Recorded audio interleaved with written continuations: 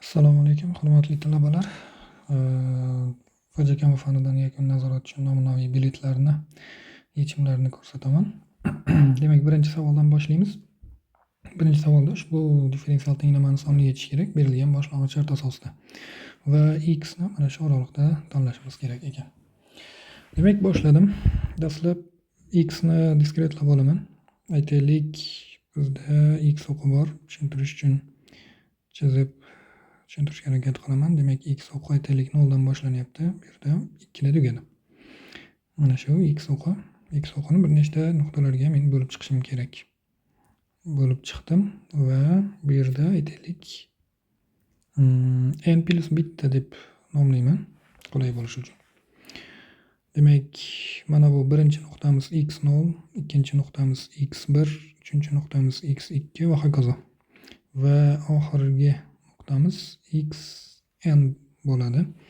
Ya'ni n plus bitta nuqta bo'lsa, boshida x0 deb nomladik. O'shaning uchun oxirgi element demak n o'zi bo'ladi, ya'ni xn. Demak, biz delta x ni topib olishimiz kerak. Delta x ya'ni har bittan qo'shni ikkita nuqta orasidagi masofa. Delta x tenglik jami uzunlik demak 2 ga teng. Va bo'laklar soni orada n ta. N plus bitta emas, n ta. Ya'ni n plus bitta nuqta bor, lekin bo'laklar soni n ta. Delta x ni aniqladim va x ro'yxat ko'rinishida yozib olsak bo'ladi x ni. Xuddi mana bunga o'xshagan ro'yxat bo'ladi. x0, x1, x2 va hokazo xn bo'ladi. Va yana xuddi shunday y ni ham xuddi shunday ro'yxat ko'rinishida yozib olsak bo'ladi. y0, y1, y2 va hokazo yn. Mana shunday qilib ro'yxat ko'rinishida aniqlab olamiz. Demak, x lar bor bizda, chunki x tekis taqsimlangan 0 dan boshlab 2 gacha delta x ortib boradi har bitta elementi. Endi y ni topishimiz kerak. Y ni demak tenglamani yechish orqali topamiz. Mana shu tenglama asosida y ni topib olamiz. Demak, boshlang'ich yoki chegaraviy shart deymiz bu yerda x0 teng y0 da 1 ga teng. y0 da 1 ga teng degani y0 imiz 1 ga teng degani. Qolgan y ni qiymatlari y1, y2, yn gacha tenglama yordamida topiladi. Demak, birinchi tartibli hosilani yozib olaman. Birinchi tartibli hosila dy taqsim dx sonli hosila ko'rinishida, demak yn yn plus 1 minus yn bo'lingan delta x. Ya'ni sonli hosilada ham xuddi uzluksiz hosilani ta'rifiga o'xshash ta'rifdan foydalanyapmiz. Demak, sonli hosilani bu tenglamaga olib borib qo'yaman bu yerga. Y ni o'rniga demak yn qo'yaman, x kvadratni o'rniga xn kvadratni qo'yaman. Keyin soddalashtiraman. Demak, Euler usuli bo'yicha yechyapmiz. Demak, yn plus 1 minus yn bo'lingan delta x plus yn tenglik xn ning kvadrati. Soddalashtirib olaman. yn plus 1 ni topaman. yn plus 1 tenglik, hammasini o'ng tomonga olib o'taman. yn plus delta x ko'paytirilgan xn kvadrat minus yn. Demak, mana shunday qilib yn plus 1 ni topib oldim. Demak, asosiy tenglama mana shu y ni qiymatlarini topish uchun. Demak, bizda y0 bor. Dastlab n tenglik 0 bo'lganda biz topamiz y1 ni. Ya'ni n o'rniga 0 qo'yib chiqsam, y1 kelib chiqadi. Mana bu yerda n o'rniga 0 qo'yadigan bo'lsam, y0 bo'ladi. y0 menda bor. Mana 1 ga teng. Plus delta x ko'paytirilgan xn, ya'ni x0 ning kvadrati minus y0. Demak, mana shularni hammasini hisoblaydigan bo'lsak, y1 ni topgan bo'laman. Hammasi bor. X0 ham bor, y0 ham bor. x nolimiz 0 ga teng. O'rniga borib qo'yadigan bo'lsam, y0 demak 1 ga teng. Plus delta x'imiz, delta x deb tura qolaman hozircha. Chunki n ni qiymatini bermadim. Delta x ko'paytirilgan x 0 ga teng, y 0 demak minus 1 ga teng. Men mana bu joyni minus deyman. 1 minus delta x ekan. Ana endi n ni o'rniga 1 qo'yadigan bo'lsam, men y 2 ni topaman. Va hokazo. Demak bu yerda y endi 1 bo'ladi. Plus delta x ko'paytirilgan x 1 ning kvadrati minus y 1 tenglik va hokazo. Nimadir chiqadi. Ya'ni y 2 ni topish uchun mana y 1 kerak bo'lyapti bizga. Y 1 mana bu yerda hisoblanib oldi. O'rniga olib kelib qo'yiladi. Delta x ni demak yuqorida aniqlab olishimiz kerak. Va hokazo. N teng 2 da y 3 chiqadi. N teng 3 da y 4 chiqadi. Va hokazo. Ketaveradi. Va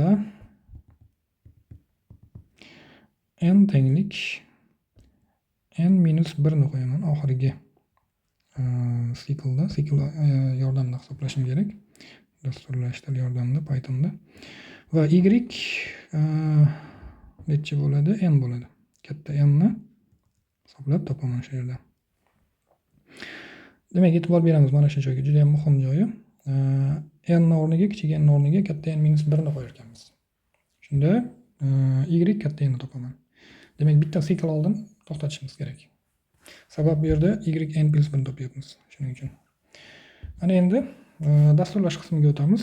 Mana shu yozgan narsalarimizni dasturlash orqali kiritib chiqamiz va sikl operatoridan foydalanib y ni qolgan qiymatlarini topib chiqamiz va uni matplotlib yordamida grafikni chizamiz. Mana endi mana shu birinchi masalani kodlarni yozishni boshlaymiz.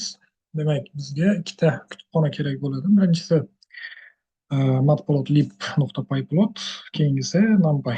Demak, ikkalasini ham import qilib olamiz.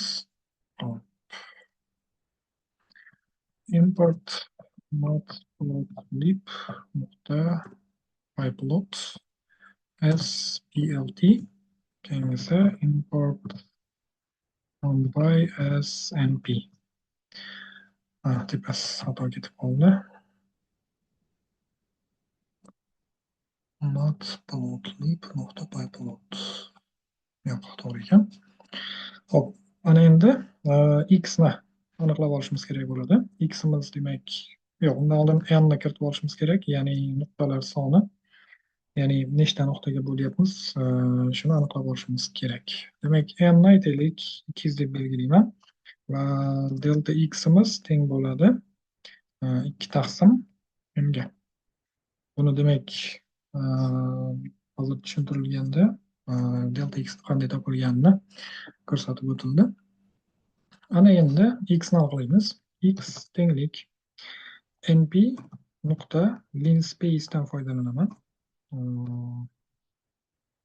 Linspace demak bu yerda 0, 2. Demak 0 va 2 bu x ni chegaralari. 0 dan boshlanadi 2 gacha. Va nechta nuqtaga bo'lib chiqish kerak? N plus bitta. Demak, n plus bitta bo'lishini sababini aytdik. Ya'ni n ta bo'lakka bo'linyapti, ya'ni 200 ta bo'lakka bo'linyapti. N plus bitta, shunda nuqta paydo bo'ladi. Xuddi shunga o'xshash y ni ham e'lon qilib olaman. np nuqta zeros orqali e'lon qilaman. Zeros bu yerda demak n plus 1 yozaman. Demak, n plus bitta elementdan iborat bo'lgan ro'yxat sifatida qabul qiladi. Ya'ni y ni. Y'imiz demak faqatgina elementlari 0 ga teng bo'lgan qanaqadir ro'yxat. X'imiz esa linspace bo'lsa, demak 0 dan 2 gacha bo'lgan oralig'da tekst taqsimlangan holda, ya'ni delta x bilan o'zgarib boradigan qilib koordinatalarni joylashtirib chiqadi. Ana endi chegaraviy shartni kiritib olishimiz kerak. Boshlang'ich shartni to'g'rirog'i. Y 0 1 ga teng edi. Demak, bu bizda bor. Va ana endi asosiy tenglamamizni o'sha sikl operatori yordamida kiritib chiqamiz. For I in range deb yozardim. Va bu yerda nechadan nechagacha? noldan boshlanishi kerak edi va n ni oxirgi qiymati n minus 1 ga teng bo'lishi kerak. Agar men bu yerda n minus 1 yozsam, demak n ni to'g'riroq i ni oxiriga qiymati. Bu yerda i yozyapman. I ning oxirgi qiymati n minus 2 ga teng bo'lib qoladi. Lekin menga n minus 1 ga teng bo'lishi kerak oxirgi qiymat. Shuning uchun 1 ni o'chiraman. Birni va i ning eng so'nggi qiymati n minus 1 ga teng bo'ladi. Ya'ni n dan bitta oldin to'xtatadi. Ana endi yozib olgan tenglamamizni kiritib chiqaman. Y i plus 1 tenglik. Men mana bo'sh joylarni shunchaki yaxshi ko'rinish uchun qo'yyapman xolos. Aynan bo'sh joylarni bu yerda qo'yish shart emas aslida.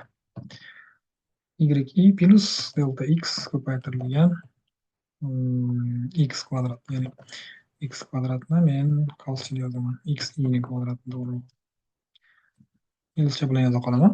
Demak, ikkita yulduzcha bu o'sha darajani bildiradi. X i ning darajasida 2 va y i. Virgul bo'ldi.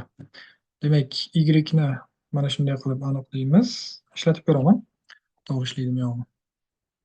Ishlatdim. Xatolik yo'q bu yoqda, ya'ni konsol oynasida. Demak, hozircha e'tibor beramiz. Tenglamani sonli ishladim. Bu degani men mana shunday kodlarni to'g'ri yozsam, men 1 ballga erishaman degani.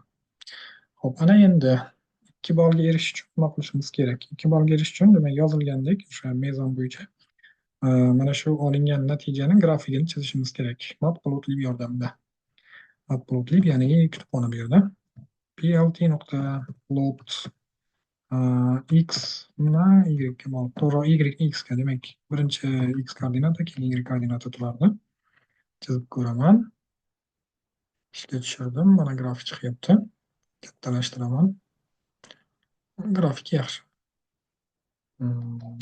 Ana endi grafikka o'qlarni joylashtirib chiqaman. plt.x label talik qo'sh tirnoq bilan yozaman. X va plt.y label. Bu nimani bildiradi? Demak, X va Y o'qlarini nomlarini kiritib chiqyapman. X label bu X o'qni nomi. Demak, X o'qni nomi X deb nomladim, Y o'qni nomi Y. Ana endi plt.title. Title bu nom, ya'ni grafikni nomi. Differential tenglamaning yechimi deb qo'yaman. Hop, ishga tushiraman. Qanday ko'rinishda bo'ladi? Mana grafikga e'tibor beramiz. Demak, x o'qda mana x joylashdi, y o'qda y va grafikimizning nomi differensial tenglamaning yechimi. Grafikimiz mana shu ko'rinishda chiqyapti. Demak, men endi 2 ballni qo'lga kiritdim. Mana shunday qilib ishlaydigan bo'lsak, demak, siz ham 2 ballni qo'lga kiritishingiz mumkin. Aytaylik, faqatgina tenglamani sonini yechdingiz. Ya'ni mana shu belgilangan qismdagi kodlarni yozdingiz. Demak, siz faqat 1 ballga erishasiz. Siz faqatgina grafik chizmoqchi bo'lsangiz, demak, grafik chizish orqali 1 ballga erisha olmaysiz, chunki sizda natija yo'q bo'ladi. Demak, faqat grafik chizish orqali 1 ballga erishaman deb o'ylamang. Demak, 2 ballga erishish uchun yoki mana shu grafikni o'zini chizib 1 ballga erishib bo'lmaydi. Demak, birinchi o'rinda tenglamani o'zini yechish kerak sonli. 1 ballga erishamiz. Undan keyin yuqoridagi mana birinchi qatordagi kodni yozishimiz kerak, ya'ni matplotlib.pyplotni import qilib olishimiz kerak. Va pastdagi mana bu 12-chi, 15-chi qatorlarni yozishimiz kerak. Ana undan keyin ikkinchi ballga erishamiz.